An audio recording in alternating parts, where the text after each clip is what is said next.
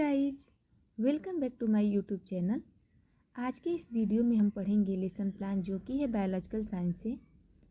और आज का हमारा जो प्रकरण है वो है लाभदायक पौधे। ये हमारा 8वें नंबर का लेसन प्लान है। बाकी के लेसन प्लान हम पिछले वीडियो में डिस्कस किए हुए हैं, आप वहां से उसे अवश्य देख लें। और अगर आप हमारे चैनल पर नए हैं तो प्लीज़ चैनल को सब्सक्राइब अवश्य कर लें तथा वीडियो को शेयर और लाइक कर दें। तो चलिए गाइज स्टार्ट करते हैं। आज के हमारे लेसन प्लान का जो प्रकरण है वो है लाभदायक पौधे। किसी भी लेसन प्लान को लिखने से पहले हम उसकी संख्या लिखते हैं, लेसन प्लान संख्या यानी कि पाठ्य योजना संख्या। आज की हमारी जो पाठ्य योजना संख्या है वो है 8। इसके बाद हम अपना नाम लिखते हैं, फिर अपने विद्यालय का नाम जहाँ हमारी इंटर्नशिप लगी है। उसके बाद हम एक कॉलम बनाते हैं जिसमें दिनांक, कक्षा, विषय, कालांश एवं समयावधि लिखते हैं। कॉलम के जस्ट नीचे हम अपना प्रकरण लिखते हैं। जैसे आज का हमारा प्रकरण है लाभदायक पौधे। प्रकरण के बाद आता है हमारा सामान्य उद्देश्य। हमने यहाँ सामान्य उद्देश्य पूर्वरत लिखा हुआ है क्योंकि हमने पिछली वीडियो में इसको डिस्कस किया है, आप वहाँ से ज़रूर देख लें। सामान्य उद्देश्य के बाद आता है हमारा विशिष्ट उद्देश्य। विशिष्ट उद्देश्य में हमारे 3 उद्देश्य आते हैं, जिनमें पहला है ज्ञानात्मक उद्देश्य, दूसरा है बोधात्मक उद्देश्य और तीसरा है क्रियात्मक उद्देश्य। ज्ञानात्मक उद्देश्य के अंतर्गत हमारा आएगा छात्र लाभदायक पौधों के बारे में जानकारी प्राप्त कर सकेंगे।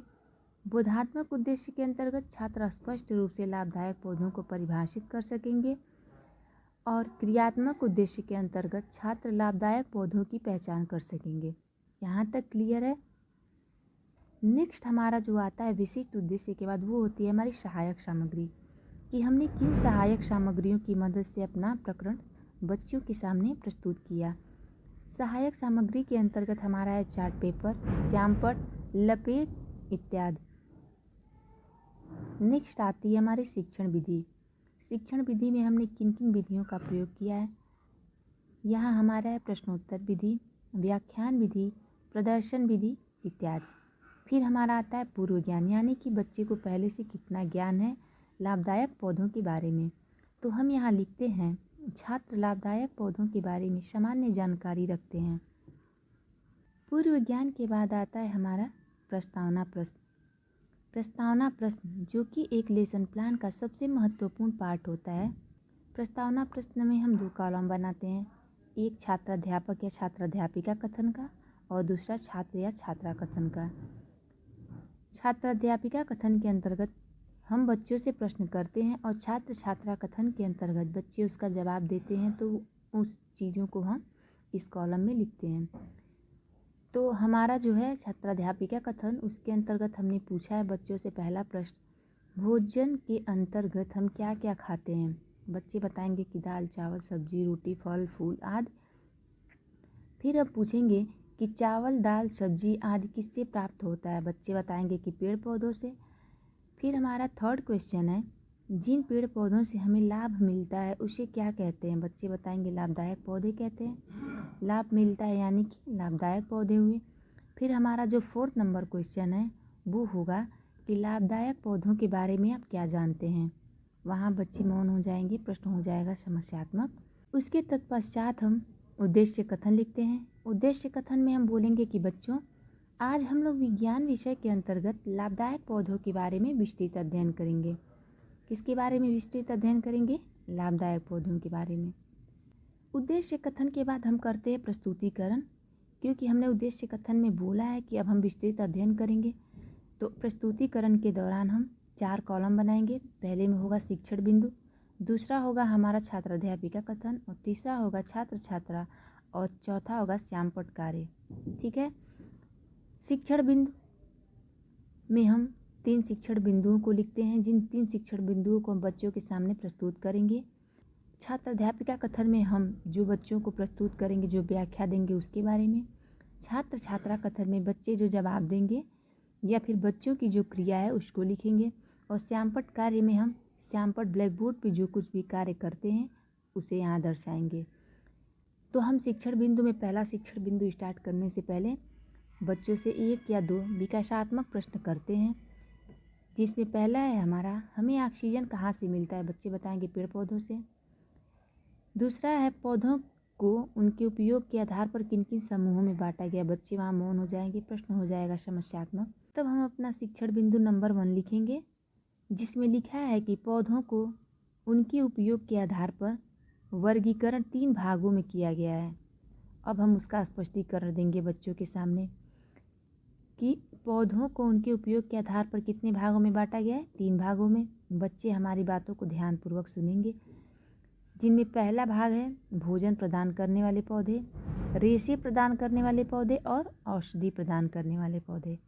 ठीक है, श्यामपट्ट कार्य में हम पौधों की उपयोगिता लिख के बच्चों को समझा सकते हैं।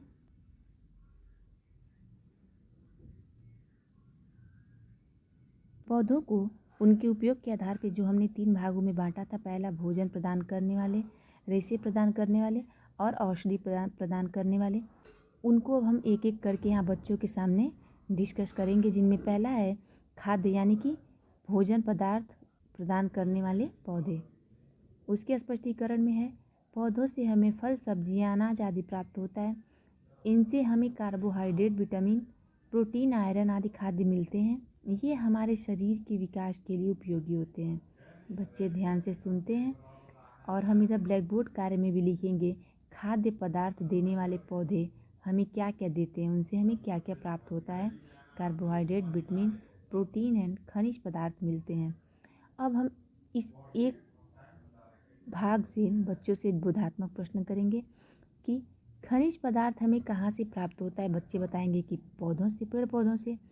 तो हम दूसरा प्रश्न करेंगे कि कार्बोहाइड्रेट और विटामिन हमारे लिए किस प्रकार उपयोगी है। वहाँ बच्चे बताएंगे ये हमारे शरीर के विकास के लिए उपयोगी है। ठीक है, अब हम पौधों के दूसरे भाग के बारे में डिस्कस करेंगे, जो है रेशे प्रदान करने वाले पौधे। तो उससे पहले हम बच्चों से 1-2 विकासात्मक प्रश्न पूछेंगे, जिसमें पहला है कि भोजन के बाद हमारी दूसरी मूलभूत इकाई क्या होती है या मूलभूत आवश्यकता क्या होती है। बच्चे बताएंगे कि वस्त्र हमें कौन से पौधे से प्राप्त होता है। बच्चे चुप हो जाते हैं, समस्यात्मक हो जाता है। तब हम दूसरा शिक्षण बिंदु लिखेंगे रेशे प्रदान करने वाले पौधे, और उसका स्पष्टीकरण देंगे बच्चों के सामने कि कपास, जूट, नारियल के पौधों के रेशे से हमें वस्त्र तथा अन्य उपयोगी वस्तुएं प्राप्त होती हैं। इनसे हमें रस्सी, चटाई, बोरे, गद्दे, वस्त्र आदि प्राप्त होते हैं। कपास के फल से रुई, नारियल से रेशे तथा जूट के पौधों से जूट के रेशे प्राप्त होते हैं। बच्चे ध्यान से सुनते हैं। और ब्लैक बोर्ड कार्य में हम लिखेंगे रेशे प्रदान करने वाले पौधे कौन कौन से हैं, कपास, जूट और नारियल। अब हम इस सेकेंड पॉइंट से बोधात्मक प्रश्न कर लेते हैं, जिसमें पहला है कि कपास से क्या प्राप्त होता है। बच्चे बताएंगे कि रुई प्राप्त होती है। रेशे हमें किन पौधों से मिलते हैं, जूट और नारियल से मिलते हैं। अब हमारा तीसरा पॉइंट है औषधि प्रदान करने वाले पौधे। औषधि प्रदान करने वाले पौधे, तो उसके पहले हम पुनः विकासात्मक प्रश्न करेंगे कि कुछ औषधीय पौधों का नाम बताइए। बच्चे बताएंगे कि तुलसी, नीम आदि। दूसरा प्रश्न हमारा होगा कि तुलसी, नीम हमारे लिए किस प्रकार उपयोगी है। वहाँ बच्चे मौन हो जाएंगे। तब हम औषधि प्रदान करने वाले पौधे शिक्षण बिंदु के अंतर्गत लिखेंगे तीसरे पॉइंट पे, और उसका स्पष्टीकरण देंगे। कुछ पौधे औषधीय गुणों से युक्त होते हैं, जैसे कि हल्दी, अदरक, मुलेठी, तुलसी, नीम, अजवाइन आदि। इन सब का उपयोग हम दैनिक जीवन में औषधि के रूप में करते हैं। नीम के पेड़ का प्रत्येक भाग का उपयोग हम कई तरह से करते हैं। औषधि गुणों के कारण उसे प्राकृतिक औषधालय भी कहा जाता है। इन पौधों का प्रत्येक भाग लाभदायक होता है। ये सभी पौधे आयुर्वेदिक दवाइयाँ बनाने के लिए उपयोग किए जाते हैं। ये पौधे अपने भीतर शारीरिक और मानसिक स्वास्थ्य के कई गुण समेटे हुए हैं। ये रहा हमारा स्पष्टीकरण। बच्चे ध्यानपूर्वक हमारी बातों को सुनते हैं, और ब्लैक बोर्ड कार्य में हम औषधि प्रदान करने वाले पौधों के नाम लिखेंगे, जिनमें है हमारा तुलसी, हल्दी, नीम, मुलेठी, अदरक, अजवाइन और लौंग। अब हम इस शिक्षण बिंदु से बच्चों से बोधात्मक प्रश्न कर लेते हैं कि औषधि पौधों का मुख्य कार्य क्या है। बच्चे बताएंगे कि आयुर्वेदिक दवाइयाँ बनाने के लिए। दूसरा प्रश्न है हमारा कुछ औषधि पौधों के नाम बताइए। बच्चे बताएंगे कि हल्दी, तुलसी, नीम, मुलेठी आदि। 3 शिक्षण बिंदु कंप्लीट होने के बाद हम बच्चों से पुनरावृत्ति प्रश्न करते हैं। पुनरावृत्ति प्रश्न में हम तीनों शिक्षण बिंदुओं से उठाकर प्रश्न करेंगे, जिसमें हमने पहला प्रश्न लिखा है, किस पेड़ पौधों को प्राकृतिक औषधालय कहा जाता है। दूसरा है, खाद्य पदार्थ देने वाले पौधों के बारे में विस्तार से बताइए।